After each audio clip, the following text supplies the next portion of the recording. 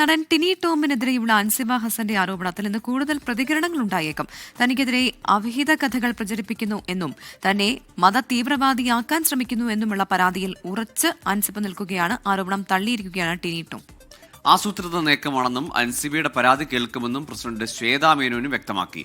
Vipin C Vijayan നൽകുന്ന വിവരങ്ങൾ. വിപിൻ, അങ്ങനെ താരസംഘടനയിൽ വീണ്ടും ഒരു പൊട്ടിത്തെറി. മുമ്പ് നമുക്കറിയാം, വനിതാ താരങ്ങൾ അല്ലെങ്കിൽ നടിമാർ വലിയ പ്രതിഷേധം ഉയർത്തിയത്, അവിടെ പരാതി കേൾക്കാൻ ആരുമില്ല. അതേ കാര്യങ്ങൾ ഇന്നലെ അൻസിബ ആവർത്തിക്കുന്നുണ്ട്. പ്രസിഡന്റ് ശ്വേതാമേനോട് പറഞ്ഞിട്ട് പോലും അതിനകത്തൊരു നടപടി ഉണ്ടായില്ല. പിന്നെ എന്തിനാണ് ഞാൻ പരാതിയുമായി മുന്നോട്ട് പോകുന്നത്? അതിനൊപ്പം ടിനി ടോമിനെതിരെ ഗുരുതരമായ ആരോപണങ്ങൾ അത് അദ്ദേഹം തള്ളിക്കളയുന്നുണ്ടെങ്കിൽ പോലും എന്നൊരു പക്ഷേ ഒരു തുടർ പ്രതികരണത്തിനോ അല്ലെങ്കിൽ എന്തെങ്കിലും ഒരു അന്വേഷണം പ്രഖ്യാപിക്കാനോ സാധ്യതയുണ്ടോ?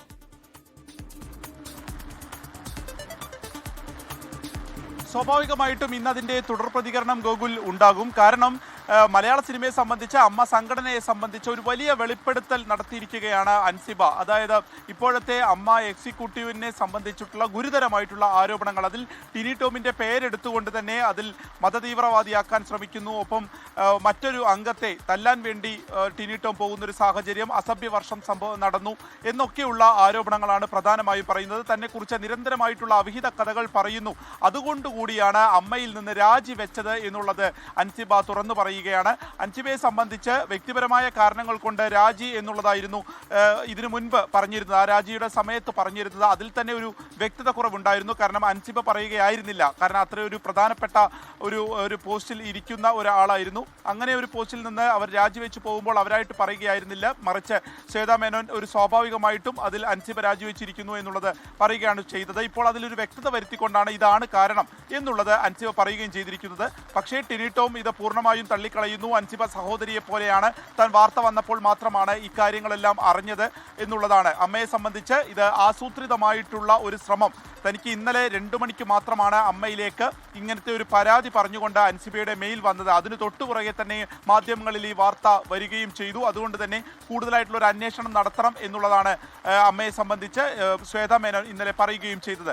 കൂടുതൽ പ്രതികരണങ്ങൾ ഇന്നുണ്ടാകും. കാരണം നേരിട്ട് അൻസിബ ഇത് കേട്ട ഒരു കാര്യം എന്നുള്ളത് നിലയ്ക്കല്ല പറഞ്ഞിരിക്കുന്നത്. നീന കുറുപ്പ് തന്നെ കുറിച്ച് ടിനി ടോം ഇങ്ങനെ പറയുന്നു എന്നുള്ളത് പറയുകയായിരുന്നു. അപ്പോൾ അതുകൊണ്ട് ഈ നടന്നതൊരു പരദൂഷണം എന്നുള്ളത് കൂടി ടിനി ടോം പറയുന്നുണ്ട്. അപ്പോൾ കൂടുതൽ വ്യക്തത വരുത്താവുന്ന രീതിക്കുള്ള കത്തുകൾ ഉൾപ്പെടെ ഇന്ന് പുറത്തു വരാനുള്ള ഒരു സാധ്യത നിലനിൽക്കുന്നുണ്ട്. അല്ലെങ്കിൽ അതുമായി ബന്ധപ്പെട്ടിട്ടുള്ള കൂടുതൽ പ്രതികരണങ്ങൾ ഉണ്ടാകുമെന്നുള്ളതും തീർച്ചയാണ്. പുതിയ ഈ ഒരു നേതൃത്വം വന്നതിന് ശേഷം തന്നെ തുടരെ ഓരോ പ്രശ്നങ്ങൾ ഉണ്ടാകുന്നു. അല്ലെങ്കിൽ കുക്കു പരമേശ്വരനെയൊക്കെ സംബന്ധിച്ച് കഴിഞ്ഞ ദിവസം ടിനി ടോം വാർത്താ സമ്മേളനം വിളിച്ച് തന്നെ വലിയ ആരോപണങ്ങൾ ഉന്നയിച്ചൊരു സാഹചര്യത്തിലാണ് ഇപ്പോൾ തിരിച്ച് ടിനി ടോമിനെതിരെ അൻസിബ വലിയ ആരോപണവുമായി രംഗത്തെത്തിയിരിക്കുന്നത്. അപ്പോൾ കൂടുതൽ സിനിമാ മേഖലയിൽ കൂടുതൽ ചലനങ്ങൾ ഉണ്ടാകുന്നു.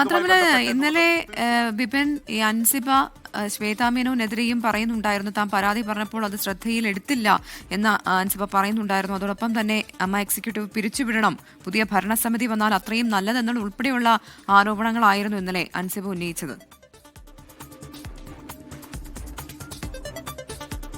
അതെ, ഇപ്പോൾ ഈ എക്സിക്യൂട്ടീവ് ഒരു തരത്തിലുമുള്ള ഒരു നീതി ലഭിക്കുന്നില്ല. ഇതൊരു പരാതിയായി ഇതിനു മുൻപ് പറഞ്ഞ പരാതികൾക്കൊക്കെ എന്ത് നടപടി ഉണ്ടായി എന്നുള്ളതാണ്. താൻ സ്വാഭാവികമായിട്ടും എക്സിക്യൂട്ടീവ് കൂടുമ്പോൾ അതിൽ ചില അഭിപ്രായങ്ങൾ വരും. അതിനൊക്കെ തൻ്റേതായിട്ടുള്ള അഭിപ്രായങ്ങൾ പറയുമ്പോൾ, ചില തീരുമാനങ്ങൾ എടുക്കുന്നതിൽ തൻ്റേതായ അഭിപ്രായങ്ങൾ എടുക്കുമ്പോൾ അത് വ്യക്തിപരമായി എടുക്കുകയും പിന്നീട് അവഹേളിക്കുകയും ചെയ്യുന്നു എന്നുള്ളതാണ്. ഇത് പറയുന്ന ഒരു ഘട്ടത്തിൽ പോലും അതിന് ഒരു വിലയുമില്ലാതെയായിരുന്നു ടിനി ടോം ഉൾപ്പെടെയുള്ളവർ മറുപടി പറഞ്ഞത് എന്നുള്ളതും ഇതിൽ ചേർത്ത് വായിക്കേണ്ടതാണ്.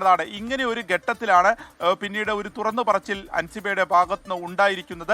പക്ഷേ ഈ രാജിക്കത്തിൽ ഉൾപ്പെടെയുള്ള സമയത്തൊന്നും തന്നെ ഈ ഒരു കാര്യങ്ങൾ പറഞ്ഞിട്ടുമില്ല.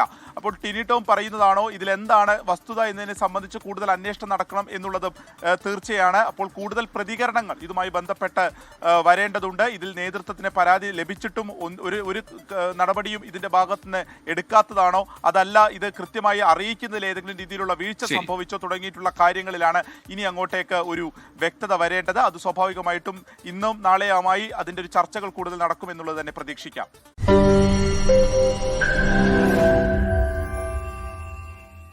ലോകത്തെവിടെയായാലും ഏത് സമയത്തും 24 വാർത്തകളും ഓഗ്മെന്റഡ് റിയാലിറ്റി പാക്കേജുകളും എക്സ്പ്ലെയിനറുകളും വിശദമായി കാണാൻ ഞങ്ങളുടെ യൂട്യൂബ് ചാനൽ നിങ്ങൾക്ക് സബ്സ്ക്രൈബ് ചെയ്യാം.